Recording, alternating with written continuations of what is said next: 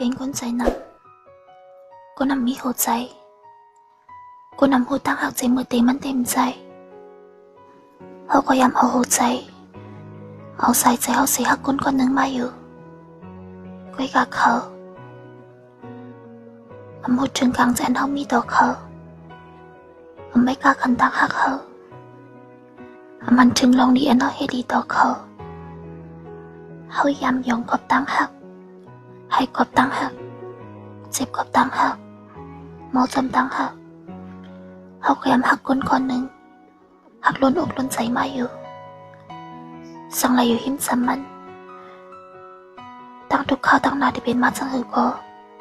หำตอนโกสังไรอยู่หิมสมันหำตอนโกว่าที่ไรทบตั้งตุกตั้งหยับจังหือสังเป็นเยี่ยงอันตั้งอันมันแค่ไรแค่เป็นอามาที่ไรหยับทันหือก็เขาแค่ขัดใจเฮ็ดปันเตรียมทนปันกูลองอามาฝนตกแดดไหม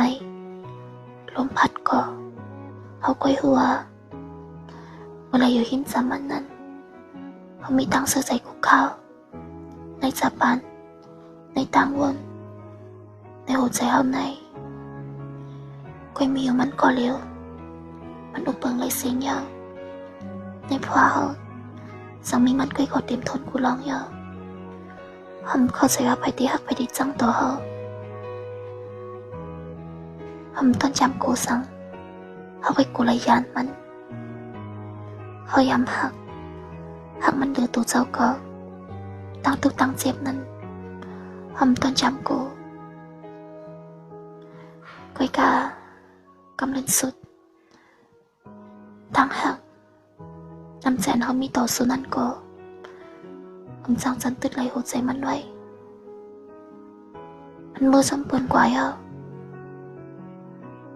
เขาหักเขายอมใจมัน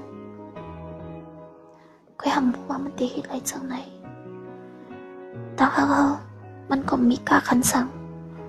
ก็มันลาดว่าอันหักก็เร็วเป็นขึ้นมาว่าเตรียมยานกันแต่อยู่จำกันต่อสุดโจตั้งหักความหักก็เอาสุดลัดละลายก้อยมันเป็นลูกมันต้นเข้าในใจสุสีบอกหัวใจรู้แล้วย่อตั้งหักก็มีกาขันตาเขาย่อสมัครเข้าเมื่อนาที่ทุบยาตั้งหักเจ็ดก็หอมหัดหักย่อเป็นนางยิ่งใจง่ายเป็นนางยิ่งเจือนเป็นนัดว่านางยิ่งใจนำเป็นคนมีหัวใจมีหัวใจย้อนว่าหัวใจมันได้แตกย้ายย้อนสุย